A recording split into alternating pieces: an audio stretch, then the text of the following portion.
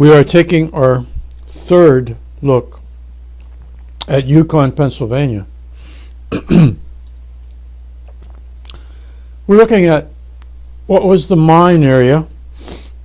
This time we'll see a little bit of the mine area, and then we're going to transition over to the places where people lived. One of the central features of the mine was the loading tipple right here.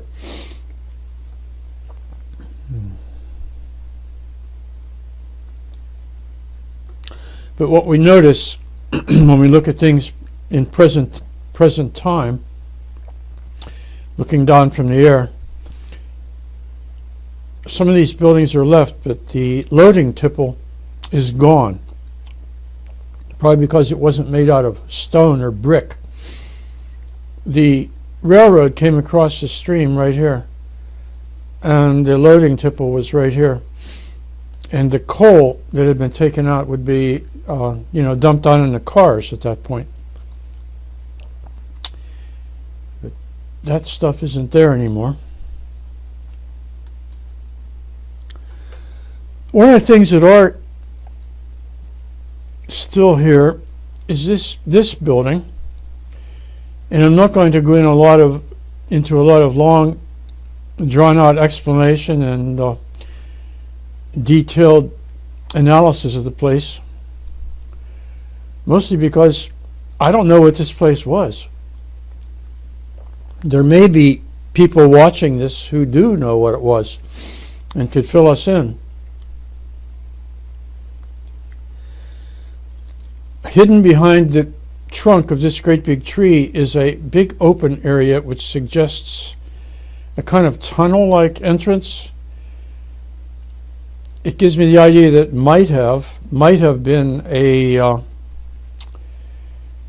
place where some of the ventilation equipment was placed. I don't know that. That's just guessing.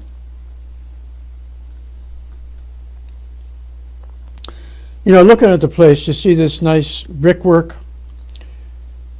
features that really didn't have to be made that way. They could have made this in a very plain, simple way. And they made it in a way that they actually put some work into it, implying the idea that they had hoped that it would be there for a while. I can't help contrasting that with a lot of the structures I see made contemporaneously, like they're made for, maybe they'll be there for 20 or 30 years. And this place is still here. And it's been there for quite a while.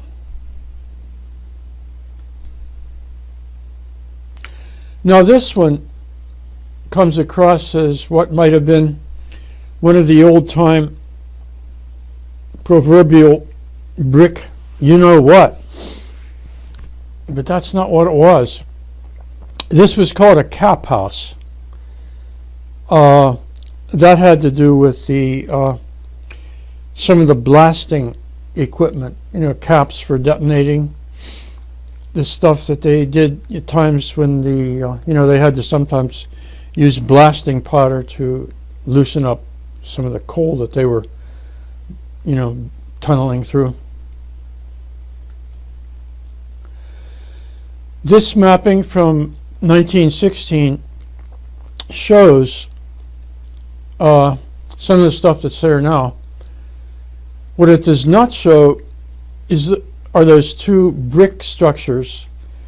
I know that because brick shows up in red in this kind of mapping. This is Sanborn fire insurance mapping. Blue indicates stone structures. The yellow indicates the wooden structure, and there's no red in here, giving the indication that this mapping from 1916 may not have shown those structures because those structures may not have been there yet.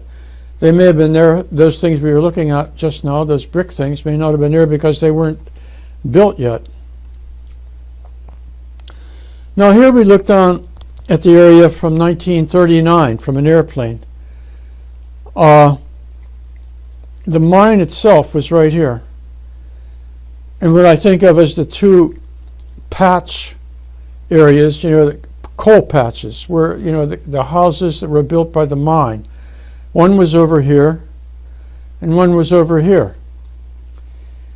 These were houses that the mine built for the people who worked there.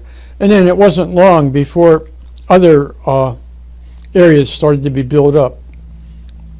There were other plans of lots filed as early in the courthouse as 1909.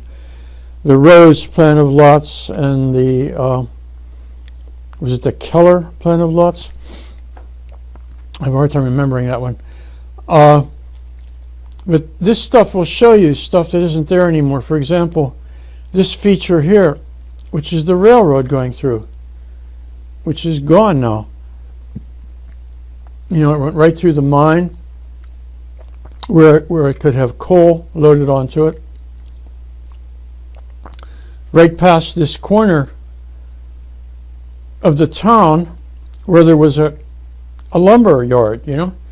The lumber could be offloaded from the railroad right here, you know, and sold to people in the town who were still building houses. Another feature that I might mention is there was once a streetcar stop in the town. I just focus in on this to show you these two areas. This is the New Blocks area. It was one of the mine houses, you know, built for miners, in this area over here, built for the miners. This over here was the actual mine. And you can see over here some of the slag piles, the dumps that were created by the stuff that was taken out that couldn't be sold. That's New Blocks area, from the air. Some people looking at this might live there. Also in this area, somebody mentioned that there was close to this stables for the animals that worked at the mines, the horses and the mules, and I hope they were taken care of.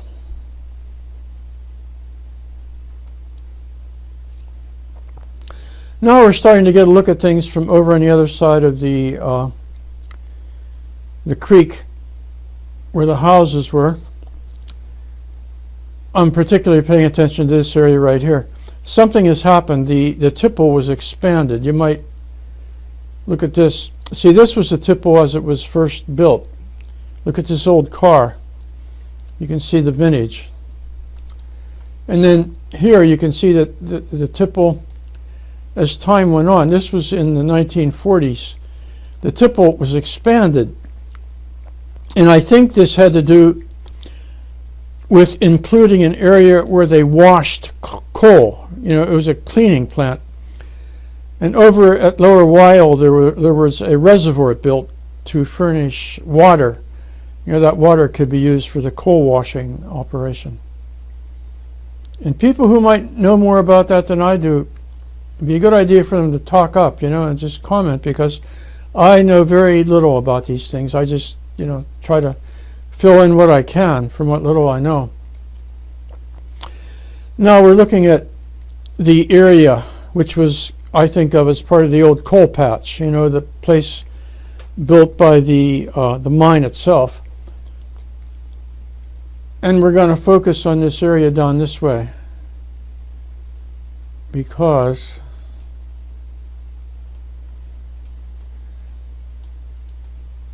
this was, I think this was the company store. You know, it had a general store, post office. And right over here was the express office, which was for railway passage.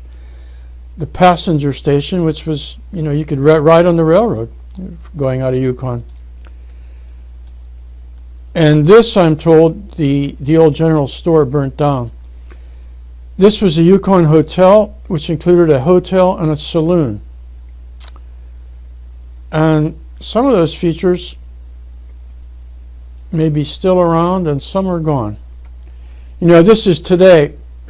This is where the general store was, and I think that's that has been replaced. You know, there's nothing there that recounts the old general store. This over here, someone might tell me who lives close to there whether that the features of that building indicate the fact that it could have been there since 1916 when that map was made. Now we look at this 1916 map again. We're going to see over this end of the town.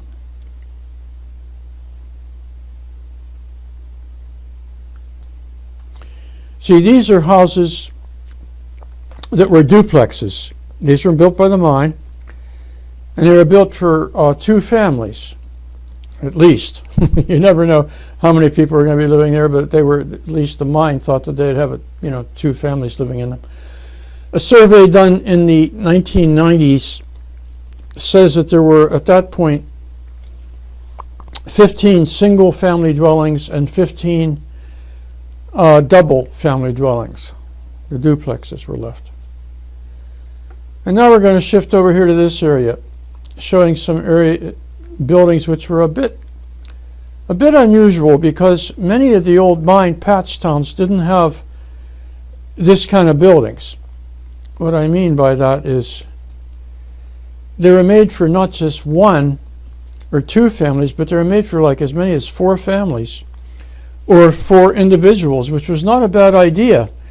Because when you're running a mine like that, you would often have people showing up who, a single guy might be showing up looking for work, and he might need a place to live, and he wouldn't want a whole house, so there would be like, a smaller area that he could rent and, live in that.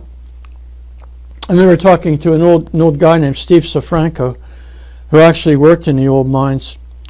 And he was telling me about how mobile the workers were. It wasn't like you got a job and worked there for the rest of your life. He says you could get a job working in a mine, and if you got pissed off at somebody and you didn't like working there, you just move on to another mine, and you could usually get a job anywhere. You could just keep moving on.